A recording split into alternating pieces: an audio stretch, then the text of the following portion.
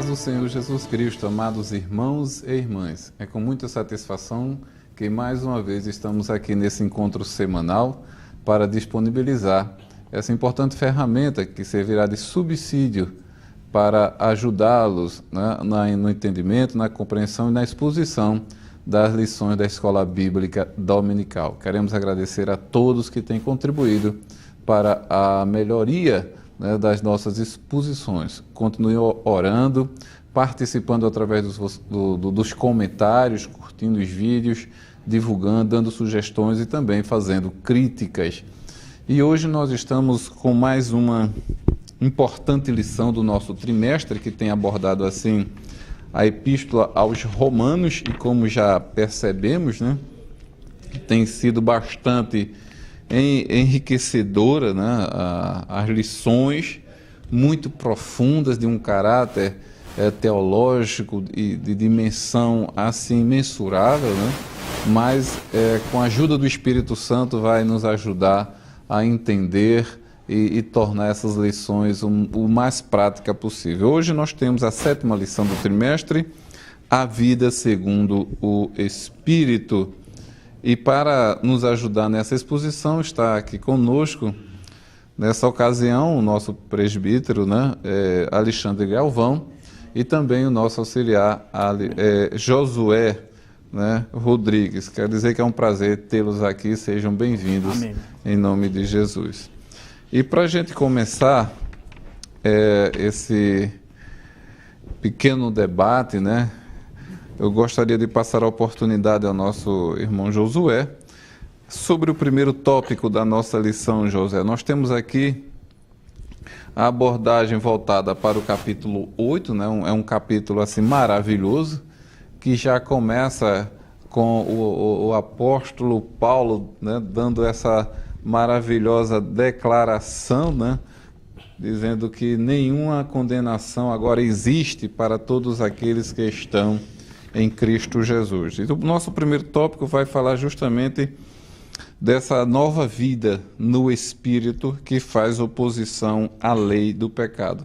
Como ela pode ser vista e como o professor da escola dominical pode explorá-la e de forma clara, né, colocar para os alunos no domingo. Pode ser o evangelista Marcelo, é um Amém, prazer né? estar aqui, né, juntamente com o presbítero Alexandre.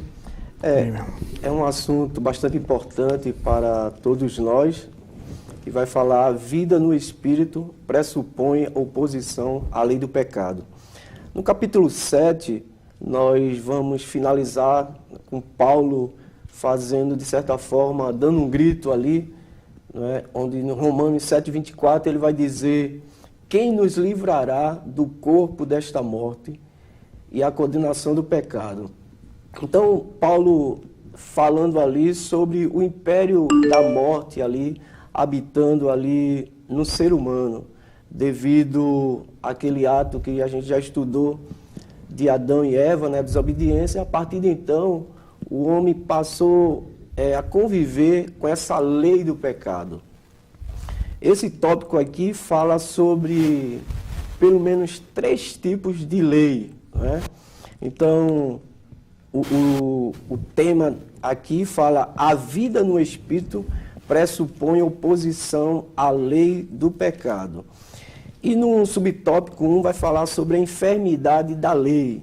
Então ele já vai agora falar sobre outra lei, né, que é a lei aí de Moisés, foi dada a Moisés ali no Monte Sinai, onde essa lei ela tinha como objetivo mostrar ao homem os pecados, né? Mostrar, era algo que tinha como objetivo mostrar o pecado do homem e mostrar a consequência desse pecado, que seria a morte.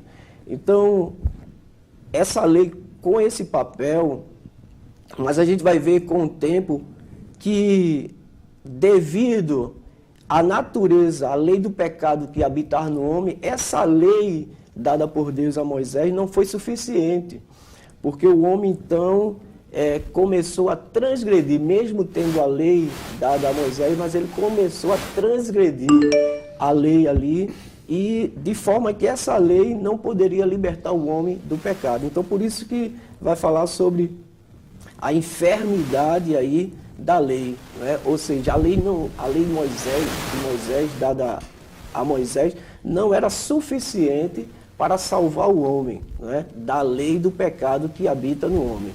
Então, a lei do pecado habitando no homem é mais forte, no caso, foi mais forte do que a lei dada ali no Monte Sinai, né? Porque a lei que fora dada para alterar os homens sobre a magnidade do pecado acabou servindo de instrumento para aguçar o desejo de pecar. Então, aqui o autor da lição vai falar isso, que aquela lei foi dada, mas acabou servindo para aguçar o pecado, né? Por quê? Porque ela mostrava o pecado, mas a natureza pecaminosa do homem acabou fazendo com que o homem transgredisse mais ainda. Teve um efeito inverso, né? Ao que foi proposto inicialmente. Justamente, ela teve aí um papel inverso. Era para conduzir, para mostrar ao homem a consequência do pecado, que seria a morte, mas mesmo mostrando a consequência do pecado, a natureza pecaminosa do homem fez com que o homem sobrepôsse isso e acabasse levando o homem a pecar mais e mais, né? Aí o segundo tópico vai falar justamente da cura disso aí. Já que essa lei não funcionou, então vai vir uma segunda lei, que é a lei do Espírito, que ele vai falar aí, né? Essa lei do Espírito através de Jesus Cristo.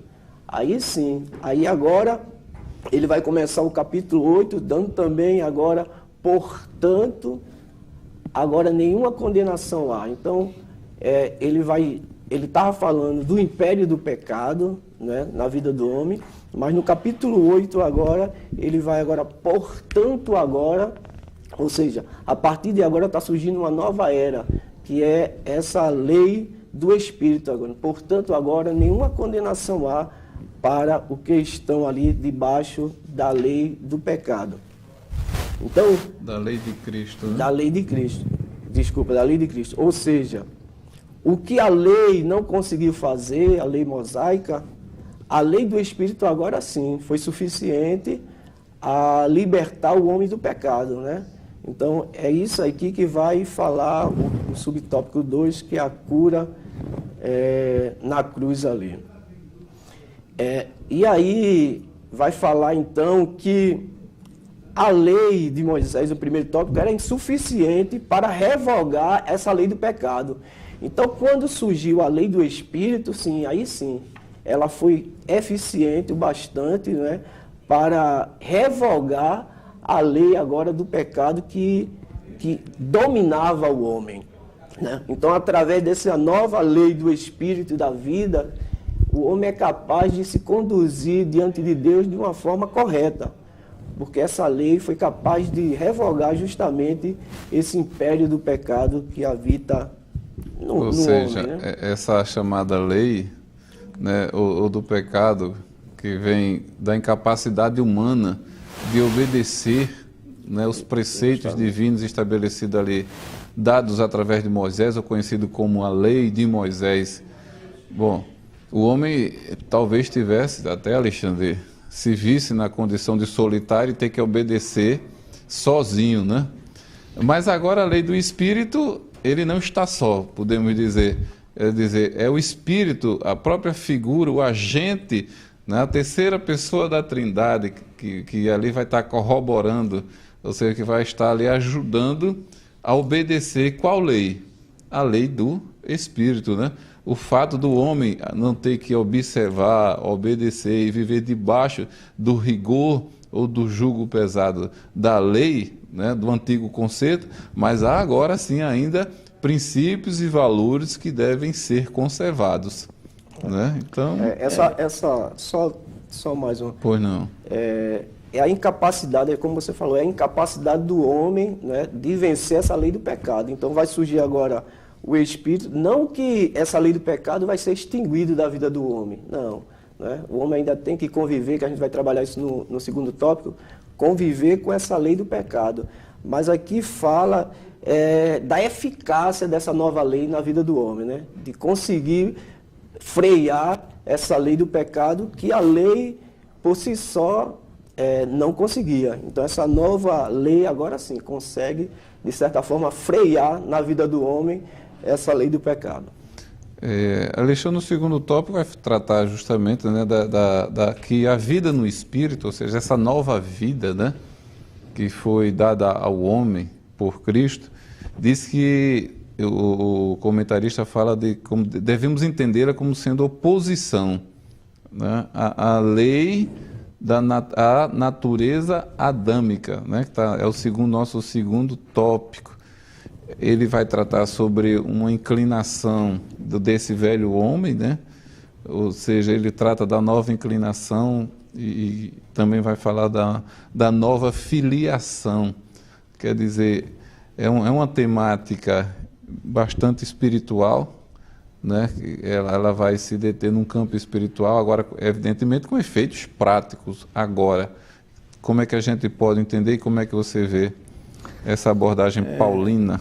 A paz do Senhor também para os irmãos. Amém. Né? Quero dizer também que é um prazer, mais uma vez, estar aqui junto com os irmãos, para juntos refletirmos e aprendermos, assim, a palavra do Senhor Deus. Temos uma lição extremamente abençoada em nossas vidas, né, para nossas vidas no dia de hoje, que vai falar sobre a vida segundo o Espírito, ou a vida segundo o domínio do Espírito, conforme o Espírito. O Espírito aqui está em letra maiúscula, deixando muito claro que se refere ao Espírito Santo de Deus. O fato, irmão Marcelo, é que Deus, ele quando nos salva, a gente estudou há pouco a lição justificação pela fé, e nós também vimos os benefícios que advêm da justificação pela fé. E Deus, ele quando nos justifica e nos salva, ele não nos salva nem nos justifica apenas para nos levar para o céu. Na verdade, Deus, quando ele nos salva para que nós andássemos ainda em vida aqui, nesse contexto que estamos inseridos, em novidade de vida. Então Deus nos salva para que nós andássemos em novidade de vida. A gente vê isso no capítulo 6, versículo 4 aqui da carta de Paulo aos Romanos. Como também capítulo 7, versículo 4, Paulo diz que Deus nos salvou para que nós frutificássemos em tudo para Deus. Capítulo 8, versículo 4, o texto base, né, de nossa lição, e na leitura no versículo 4, ele diz: para que a justiça da lei se cumprisse em nós, que não andamos segundo a carne, mas segundo o Espírito. Ou seja, Deus, ele quando nos salva, também ele nos salva para que a lei do Espírito fosse cumprida em nós, ou para que nós cumpríssemos também a lei, ou seja, para que vivêssemos debaixo da regra ou da vontade de Deus para nossas vidas. Então, na verdade, Deus nos salva com esse propósito, para que nós vivamos em novidade de vida. Mas é como o Marcelo perguntou, mas sozinho? Será que somos capazes de viver? Será que somos capazes de frutificar? Será que somos capazes de vencer a lei do pecado, né, que impera também em nós? Porque Paulo utiliza aqui a palavra lei, falando da lei, a lei do pecado e a lei do Espírito. Na verdade, tem que entender, a lei aqui também dentro da perspectiva de domínio. Não é? Outrora estávamos debaixo do domínio da lei mosaica, né? Mas, no entanto, a lei mosaica foi muito mal compreendida pelos judeus que a receberam. Viram nela talvez um meio pelo qual poderia ser salvo, quando na verdade a lei mostrava a incapacidade do homem de se salvar por si só. Supervalorizavam as obras, né? Exatamente. E na verdade a lei, Paulo vai dizer aqui que a lei ela não é ruim não, a lei é boa, a lei é gente boa, a lei é santa. No entanto, a lei se tornou enferma devido ao pecado do homem. Então a lei é boa porque ela revela que o homem é mau. E o homem, sendo mau, ele precisa de um Salvador. Então Deus nos salva para que vivêssemos em novidade de vida, para que vivêssemos contrário àquilo que a nossa natureza deseja. No entanto, o homem sozinho é incapaz de fazer isso. O apóstolo Paulo, no capítulo 7, foi a lição que a gente estudou antes, a lição de número 6, quando trabalhou sobre aquele conflito, né, na natureza, quando Paulo ele vai falar que ele tinha desejo de obedecer, mas quando ele já se via pecando, já se via desobedecendo a lei do entendimento. Então, Paulo lá ele vai dizer o seguinte, lá no capítulo 7 de Romanos, no versículo 23, ele diz: mas vejo nos meus membros outra lei que batalha contra a lei do meu entendimento e me prende debaixo da lei do pecado que está nos meus membros. Aí ele, no versículo 24, diz: miserável homem quem sou, quem me livrará do corpo desta morte? Então Paulo aqui está pedindo socorro.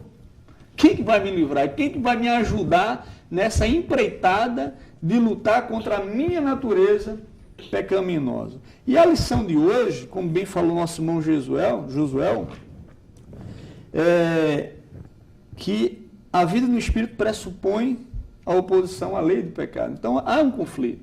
E agora o segundo ponto de nossa lição, que fala sobre a vida no Espírito pressupõe a oposição à natureza adâmica.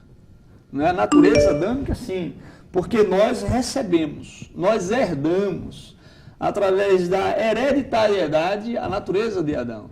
Adão pecou e a natureza dele corrompida, pecaminosa, é perpassada para toda a posteridade. Logo ainda no primórdio, o filho de Adão, Caim, já nasce com essa natureza corrompida, onde ele dá vazão a essa natureza corrompida e ele assassina seu irmão Abel. Então nós herdamos essa natureza adâmica. Nós temos correndo, se eu posso dizer assim, nossas vezes, o vírus do pecado, que se opõe a Deus, se opõe às coisas de Deus e à vontade de Deus. No entanto, a vida no Espírito, ou viver conforme o Espírito, ou ser guiado, dominado pelo Espírito que em nós habita, pressupõe oposição à natureza adâmica. Então, logo, meu irmão, se eu digo que eu tenho o Espírito Santo vivendo dentro de mim, logo pressupõe dizer que haverá um conflito dentro de mim. Agora, se a pessoa diz: não, eu sou crente, o Espírito Santo vive em mim, eu fui justificado pela fé, fui salvo e agora eu sou habitado pelo Espírito Santo, então eu tenho que viver em novidade de vida. Tem que haver um conflito. Agora, se uma pessoa diz que tem o Espírito Santo, mas aquela pessoa ainda vive uma vida de pecado, sem nenhuma dor de consciência, nenhum conflito de consciência, aí é estranho, porque não está havendo uma oposição. A Bíblia diz que o Espírito milita contra a carne. Está lá em Gálatas, capítulo 5, versículo 17, se eu não me engano. Deixa eu abrir aqui para dar a referência exata. Versículo 17. Porque a carne cobiça contra o Espírito, e o Espírito contra a carne. E estes opõem-se um ao outro, para que não façais o que quereis. É importante, Marcelo, eu acho que salientar e deixar claro, porque eu já vi algumas pessoas interpretando esse texto de uma forma errada. Porque aqui na leitura diz: porque a carne milita ou cobiça contra o Espírito. E a palavra Espírito aqui na versão corrigida está em letra maiúscula, dizendo que é o Espírito Santo. Eu já vi versão, a letra Espírito aqui, a palavra Espírito está em letra minúscula. E algumas pessoas vão confundir aqui e dizer mais ou menos o seguinte: que a minha carne está lutando ou militando contra o meu espírito. Como se o meu espírito fosse puro e a minha carne, natureza material, fosse corrompida pelo pecado. E quem ensinava isso era o gnosticismo, lá no começo, dos primórdios da igreja, que dizia que a matéria era mal, mas o espírito era puro. Não é logo do ceticismo, aquela heresia que dizia que Jesus ele não tinha um corpo humano real, era um corpo fantasmagórico, porque se ele tivesse matéria, ele teria pecado. Não é isso? Então, algumas pessoas pegam esse texto e dizem que a carne milita contra o espírito, é a minha carne militando contra o meu espírito, mas na verdade Paulo está falando que é a minha natureza como um todo, que é composta de carne, corpo, alma e espírito, militando contra o Espírito Santo que em mim habita. Então, é a minha natureza pecaminosa como um todo militando contra o Espírito Santo. Então, eu acredito, Marcelo, que a gente, a título até de início ainda, poderia definir dessa forma. Alexandre, só contribuindo aí, é interessante observar que essa oposição só acontece naqueles que vivem no Espírito, né? Que tem uma nova vida no Espírito aí. Porque uma pessoa que vive sem ter o Espírito, que não aceitou Jesus ainda, ele não vai ter esse conflito. Não é? Porque até esse texto, viu, irmão José? No versículo 9, quando Paulo diz assim: vós, porém, não estáis na carne, mas no Espírito. Se é que o Espírito de Deus habita em vós. Porque qual é a prova que o Espírito de Deus habita em mim? Aí ele diz assim: mas se alguém não tem o Espírito de Cristo, esse tal não é dele. Então, se uma pessoa não tem o Espírito de Cristo, esse tal não é dele. Aí o versículo 14 ele diz assim: porque todos que são guiados pelo Espírito de Deus, esses são filhos de Deus. Então, quem são os filhos de Deus? É justamente porque, às vezes, a gente pensa que o fato de sermos filhos de Deus, a gente não peca, né? E João vai falar justamente, 1 João vai falar que aquele que diz que não tem pecado é mentiroso, né? Sim. A diferença é que os filhos de Deus não vivem na prática do pecado, né? Sim. Essa é uma diferença, ou seja, não vai dar vazão a essa velha inclinação, né? Essa natureza aí, ele não vai dar vazão. Porque ele vai buscar essa nova inclinação, ele vai dar vazão a essa nova inclinação que é o Espírito Santo. Sim, sim. Na verdade, a única forma possível de nós vivermos uma vida cristã é no poder de Jesus Cristo comunicado a nós pelo Espírito Santo. Jesus diz, quando era Jesus antes disso, ele disse assim, ficar em Jerusalém, né? que até que do alto sejais revestidos de poder, ou seja, recebereis poder ao descer sobre vós o Espírito Santo. Então, o poder que nos capacita a vencer o pecado, a viver uma vida cristã em obediência a Deus, e obediência, inclusive, à lei. Porque a lei moral de Deus, ela não foi revogada. Jesus, eu não vim revogar, eu vim cumprir a lei. Na verdade, a lei como preceito moral, o preceito que norteia o caminho da virtude cristã, está de pé, não foi revogado. A vida no Espírito continua exigindo honrar a Deus, honrar os pais, não matar, não roubar, não adulterar. É justamente o esforço humano, né? Há uma necessidade de fazer um esforço humano que é o processo de santificação. Porque existe a questão da santificação posicional aí, vocês, a partir do momento que aceita Jesus, é santo, que é aquele exemplo lá do ladrão da cruz, né? Aceitou, morreu, foi ao céu, porque aquele momento ali ele estava confessando e está se tornando santo através da justificação. Mas a partir do momento que você continua na vida cristã, demanda um esforço humano, um esforço de buscar Deus, de lutar, não é? Então é um esforço humano, não é a questão puramente... É o inclinar-se para as coisas do Espírito, né? De fato, na vida moderna, né, é muito comum a gente ouvir, né, declarações, eu vou dizer pseudo-cristãos, né, e que, no entanto, conseguem conjugar padrões de vida que não se identificam com o cristão de verdade do ponto de vista bíblico. E a leitura que você fez, né, da pessoa que tem o Espírito, busca as coisas do Espírito, busca as coisas de Deus.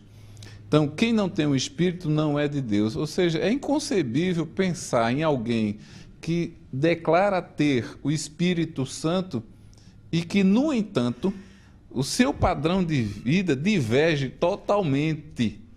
Eu fico até imaginando, né, alguém que talvez não viva, evidentemente, dentro de uma igreja evangélica, mas há outras confissões religiosas, né? Então ele diz confessar a fé cristã, mas aí, no dia a dia da vida dele, ele participa de ocasiões e de eventos que, eu presumo, ele deixa o Espírito Santo, a figura do Cristo ressurreto, de um lado, e agora ele vai ceder, né, às tentações da carne, e logo em seguida ele retoma, né, ele abre o coração para Cristo e para o Espírito Santo, para a Santíssima Trindade, confessa seus pecados. É como se fosse aquele período negro que o Brasil passa, né, daquela semana onde as pessoas se entregam deliberadamente à festa da carne e na quarta-feira procuram um representante religioso para, né,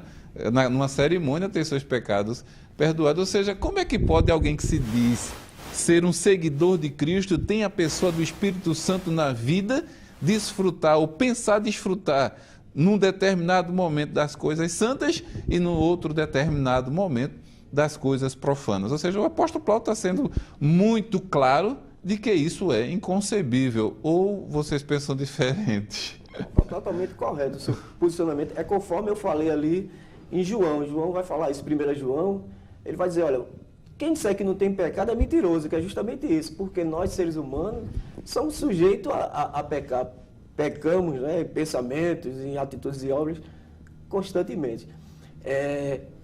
Só que João, no 1 João, capítulo 3, versículo 9, ele vai falar justamente isso. Nós que somos filhos de Deus não vivemos na prática do pecado. Senhor José, esse texto, inclusive, de João, né, quando João diz que o Filho de Deus não vive na prática do pecado. Há uma outra tradução que diz o Filho de Deus não peca, que na verdade é uma tradução que diz menos o que na verdade o texto no original quer dizer. Não é? E quando a gente traz esse versículo para a aula de hoje, que vai falar justamente sobre essa batalha espiritual, e quando eu disse, né, que na verdade não tem como nós vivermos uma vida de obediência a Deus que não seja segundo o poder de Jesus Cristo sendo operado em nossa vida mediante a ação do Espírito Santo. No entanto, não significa dizer, viu, meu evangelista Marcelo, que esta ação, na verdade, de vitória contra o pecado, é algo que eu como crente, estou passivo e que o Espírito Santo estará ativo, trabalhando e vencendo essa batalha, e eu não preciso fazer nada. Na verdade, essa batalha, essa luta entre o Espírito Santo e a minha natureza, ela é uma luta que, na verdade, passa pelas minhas vontades e também pelas minhas decisões. Porque quando o texto diz andai no Espírito, andar pressupõe vontade, decisão de andar. Inclinai, né, para o Espírito, inclinai para as coisas de Deus. Deixai ser dominado pelo Espírito. Então, na verdade, essa batalha passa em torno da minha vontade, dos meus desejos, dos meus pensamentos. Tem um escritor, inclusive, ele comentando a carta de Paulo aos Romanos, e ele fala sobre essa batalha, não é? Porque Paulo, no capítulo 7 também, voltando só aqui, capítulo 7, versículo 23, ele diz assim, mas vejo nos meus membros outra lei que batalha contra a lei do meu entendimento. Então, Paulo fala do entendimento, do pensar, do raciocinar. E essa batalha passa também pelo nosso entendimento e pelo nosso pensar. Aí, Franz Schaeffer, no seu comentário aos Romanos, tem uma parte falando sobre eles, diz assim, estamos sempre pensando em alguma coisa. E este pensar é gerado pela carne ou pelo Espírito Santo. Não existe neutralidade em nosso relacionamento com Deus. Então, ora estamos pensando nas coisas da carne, ora estamos pensando nas coisas do Espírito. O apóstolo Paulo, ele vai dizer, pensai nas coisas que são do alto. Então, passa pela minha vontade, passa pela minha decisão. Alguém já disse que mente vazia é a oficina de Satanás. O Espírito com o nosso Espírito. Ou seja, como é que eu estou alimentando a minha mente? É com a palavra? É com louvores a Deus? Ou é com novela? Ou é com bobagens? Então, aquilo que eu alimento a minha mente, o meu entendimento, é que vai me induzir a pensar nas coisas de Deus ou não. Não é? Alguém diz assim, não, irmão, eu já vi alguém contar a história e contar mais ou menos assim, essa batalha espiritual, viu? Que essa batalha, viu, irmão José, alguém disse assim, eu já ouvi isso, inclusive, para novos convertidos, alguém ensinando. Irmão, imagina 2 cachorros, um preto e um branco. É as duas nossas naturezas, a velha natureza e a nova natureza. E se você alimentar mais o cachorro branco e deixar o preto com fome, aí o preto vai perder a batalha. E se você alimentar o preto e não o branco, é o branco que vai vencer a batalha. Aí ele diz assim, se você alimentar mais a tua natureza carnal, ela vai vencer a batalha contra a natureza espiritual. Não é? Mas sendo que a batalha da natureza carnal é contra quem? O Espírito Santo. E às vezes a gente fica pensando, eu preciso alimentar o Espírito Santo. Para o Espírito Santo ficar forte para vencer a batalha, como se ele precisasse de força. Não é? Quando o texto diz assim, o Espírito está pronto, e a carne é fraca, e a palavra lá, Espírito, está em letra minúscula, eu entendo, na verdade, aquela expressão, como se eu estivesse dizendo, a disposição de obedecer, às vezes, está pronta. Está pronta a disposição de obedecer. Eu quero obedecer. Afinal de contas, Pedro queria obedecer, Tiago queria obedecer, mas a carne é fraca, a natureza tende ao pecado. É isso que Jesus está dizendo. Então não é que eu vou alimentar o Espírito. Não, a ideia não é essa. É alimentar a minha mente. Paulo diz em Romanos capítulo 12, diz que a transformação vem através de quê? Do entendimento. Que a renovação, a transformação, transformar-os pela renovação da vossa mente. Então é jogar fora o que é do mundo, o que é do pecado, o que é da carne e renovar com as coisas de Deus. Porque assim eu estarei alimentando essa nova natureza ou a nova criatura, não é? Que viverá uma vida de obediência a Deus. Exercitar verdadeiramente a salvação. Exatamente. É verdade. É justamente isso, né, que você acabou de falar. com que nós estamos nos alimentando, né? Justamente. Exatamente. Aí é isso que vai dizer qual é o lado que nós estamos pendendo, se é para a natureza pecaminosa ou é para a natureza aí divina, buscando a Deus, né? Então é justamente isso. Se nós dermos vazão à carne, nós vamos nos distanciar do Espírito Santo. O grande perigo é que o nosso dia a dia, lamentavelmente, que está dentro de um contexto social e que tem também uma dimensão espiritual, ele está sempre construído, arquitetado para que eu normalmente fuja da vontade de Deus. Exatamente. E as pessoas não enxergam. E usamos de subterfúgios, de argumentos, né, de desculpas, dizer, não, mas eu estou ocupado, eu tenho muitas atividades de natureza profissional, e vai relegando, né, a vida espiritual, até perceber e aceitar o fato de que está afastado, que está distanciado, a ponto de não se auto-identificar como um cristão, como um evangélico. Ou seja, o nosso dia a dia, e a Bíblia diz que o mundo jaz no maligno, né? O mundo jaz no maligno, e que o Deus deste século cegou o entendimento dos homens para que não lhe resplandeça justamente o quê? A luz do Evangelho. E nós estamos inseridos, ainda que como novas criaturas, dentro desse contexto. E se não tivermos atenção e cuidado de estarmos sempre buscando a presença do Senhor, é evidente, em oração, né? Na meditação e reflexão da palavra, que é isso que nós estamos fazendo, tá certo? Uma prática diária que se identifique com o nosso Cristo, nós estamos alimentando a parte espiritual. Agora, se o nosso dia a dia consegue ofuscar essa prática cristã, evidentemente que o nosso fim, ou o fim de qualquer um que ignore esses princípios, vai ser trágico. Somos novas criaturas, reconhecemos o sacrifício de Cristo, mas existe ainda um exercício. Marcelo, inclusive na lição passada, eu achei a gravação, né? Inclusive o pastor João comentando a lição de número 6, ele dizia que a fraqueza espiritual da igreja da atualidade de muitos crentes é a falta da vida devocional, é a falta desse contato com as coisas que nos alimentam espiritualmente. A palavra, que é um meio de graça por excelência, a oração, não é? A comunhão dos irmãos na igreja. Então são meios pelos quais a gente alimenta nossa mente das coisas de Deus e logo nós estamos dando, né, de certa forma, instrumento pelos quais o Espírito Santo... E me permita, a comunhão com os irmãos não é apenas estar em paz, mas a comunhão, entenda-se também, a congregação, né? Ou seja, estar junto ali. Porque hoje, né, muito em função do avanço da tecnologia, existem aqueles ministros que pregam o evangelho pela internet e querem construir essa igreja virtual. Não é espiritual, não é mística, ela é virtual mesmo.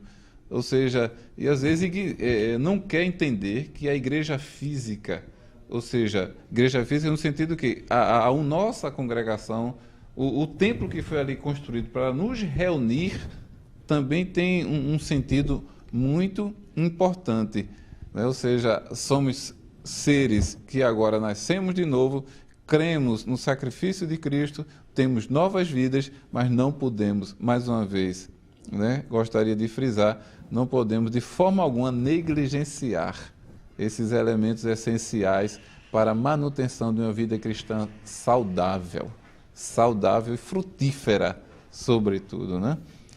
Meus queridos, nós temos o terceiro tópico, que de alguma forma, né, já fizemos menção, né, e a lição ela trata do capítulo 8, né, totalmente do capítulo 8.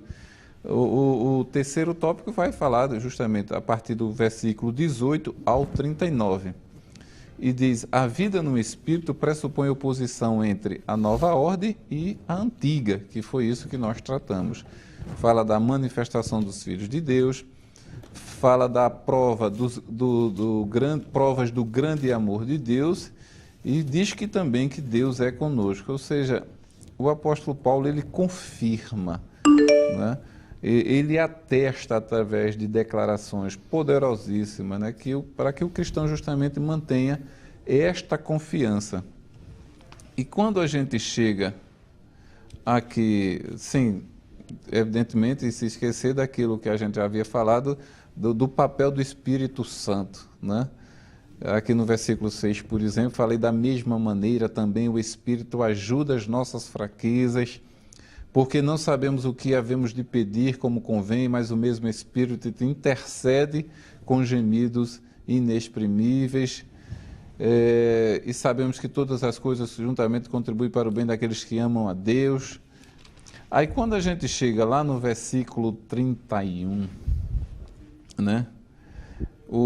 Nós temos aqui pelo menos, acredito, 5 perguntas.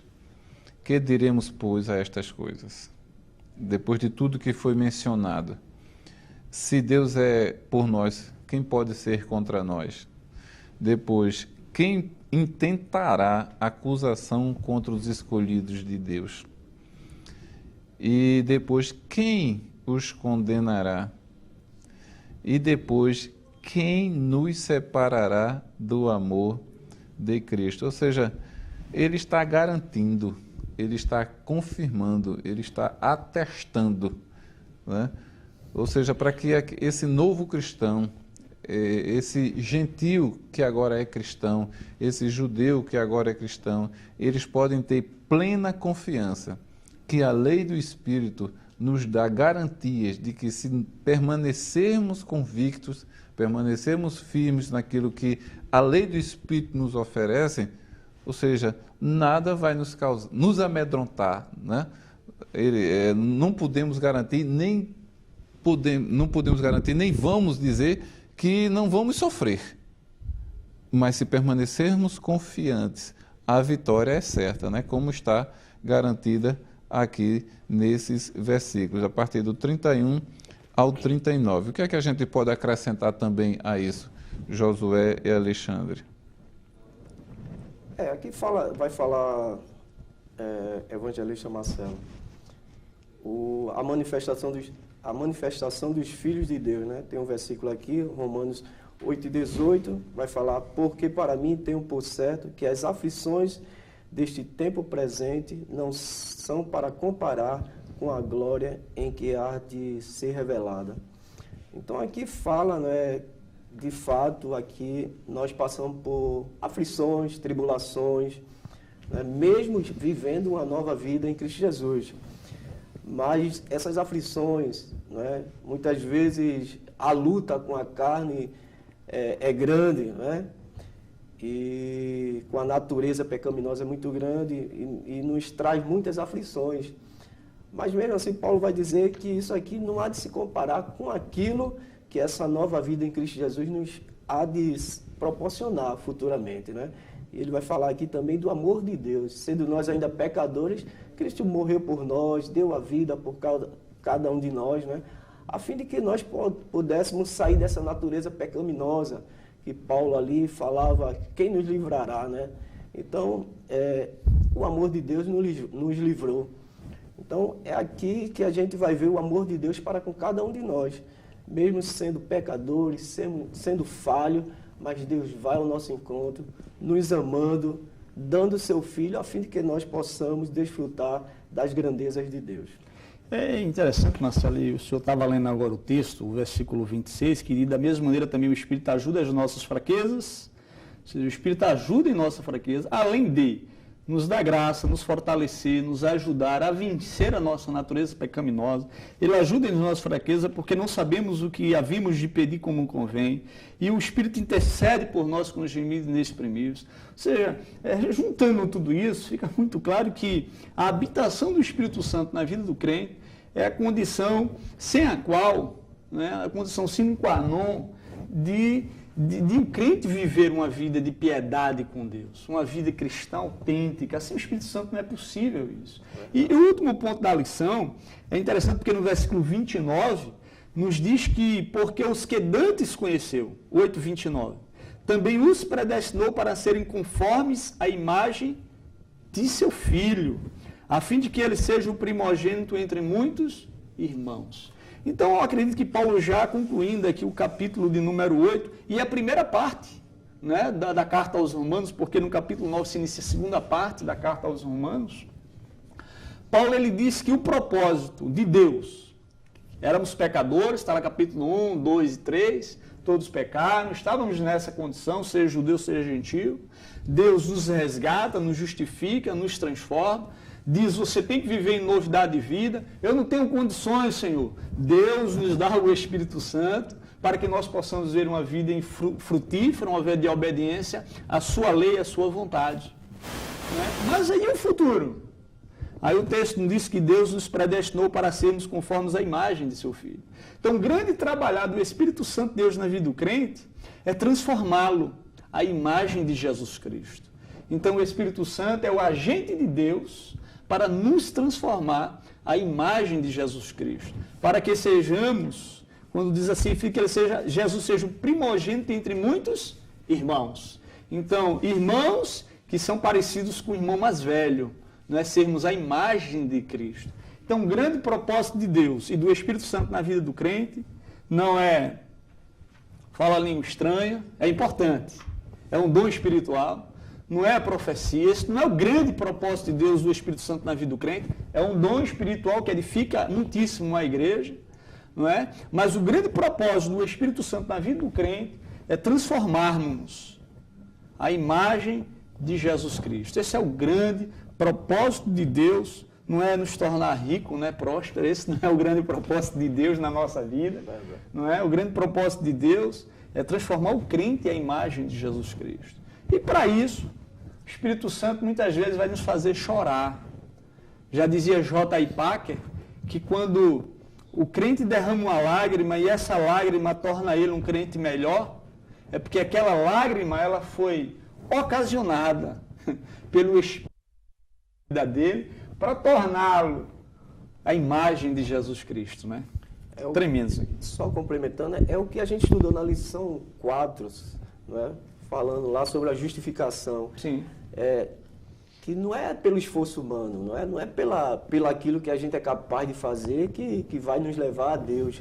É justamente o poder do Espírito Santo aí, né? É o sacrifício de Jesus que foi suficiente, né? Então, não é aquilo que nós fazemos, mas é nós estarmos com Deus, não é a força do Espírito Santo em nossa vida, o se debruçar no Espírito Santo, buscar o Espírito Santo aí com a vida de comunhão, que vai fazer que a gente vença esse mundo tão pecador, né? Tão cheio de contradições. Eu acho, Marcelo, que também é um texto, viu, irmão José?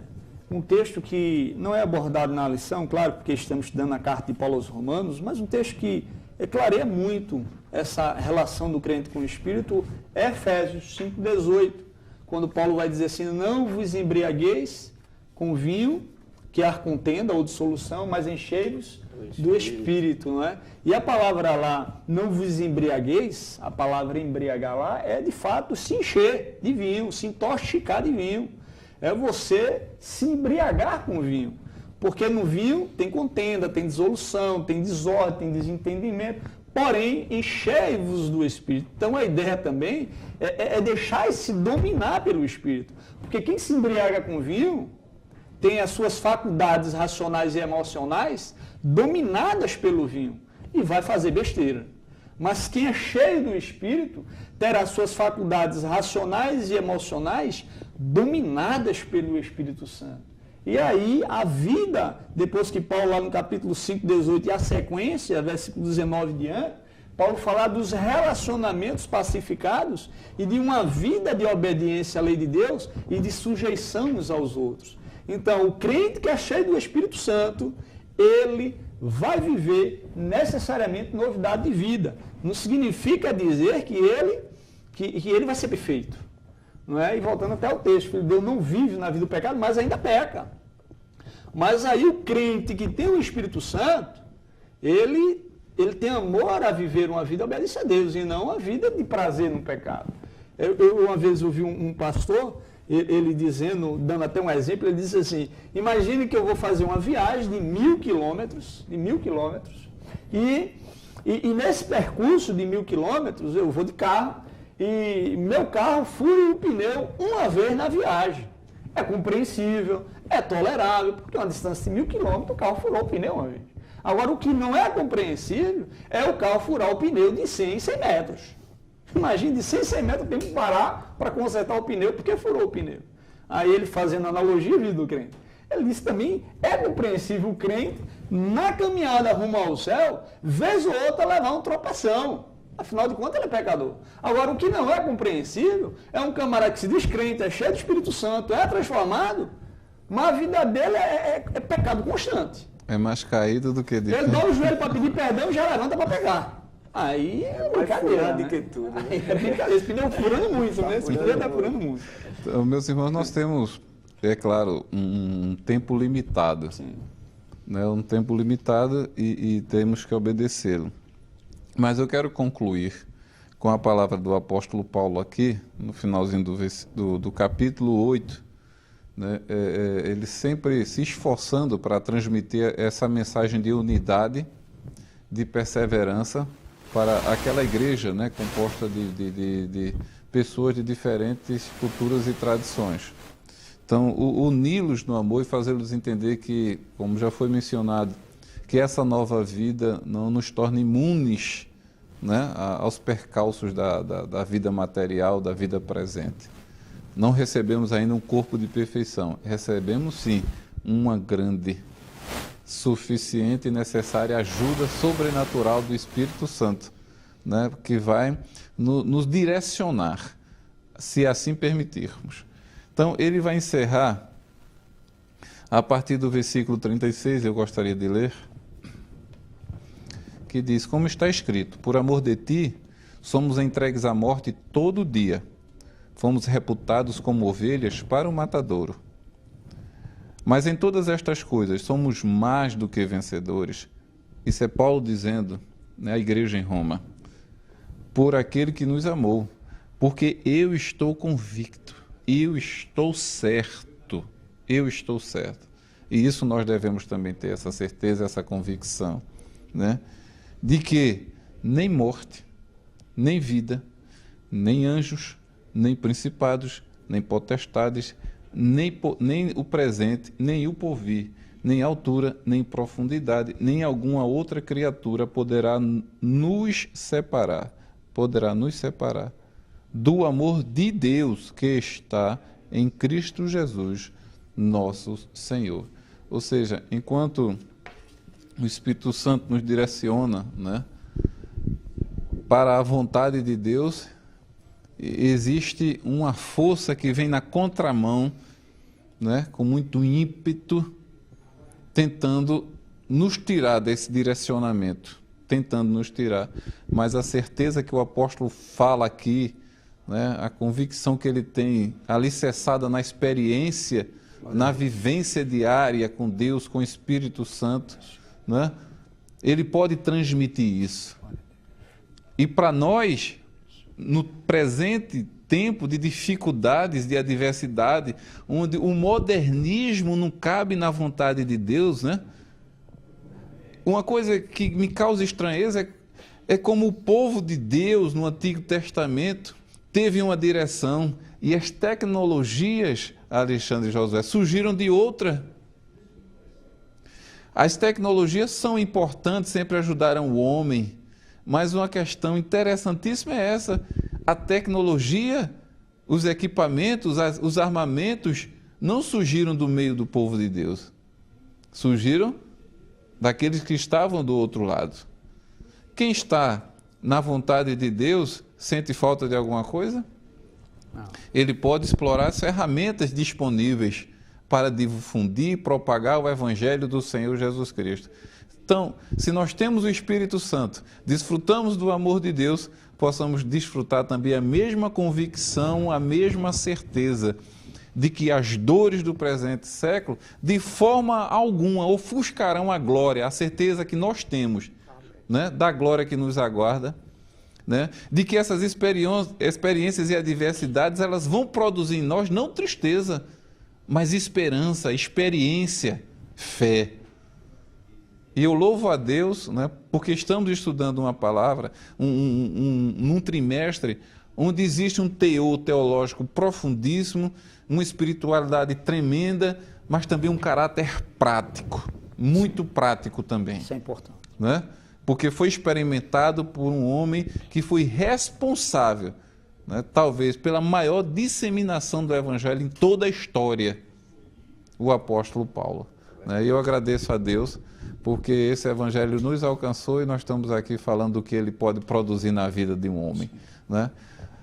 Josué, quero agradecer por sua presença, Alexandre. Amém. E também deixar assim, permitir que você deixe assim também sua palavra de agradecimento e suas últimas considerações. Amém. Eu quero tão somente agradecer a oportunidade, né, de estar aqui pela primeira vez junto com os irmãos. Então é um privilégio muito grande poder estar contribuindo aqui com os irmãos, né? Desejar a todos que estudem a lição, busquem o conhecimento de Deus.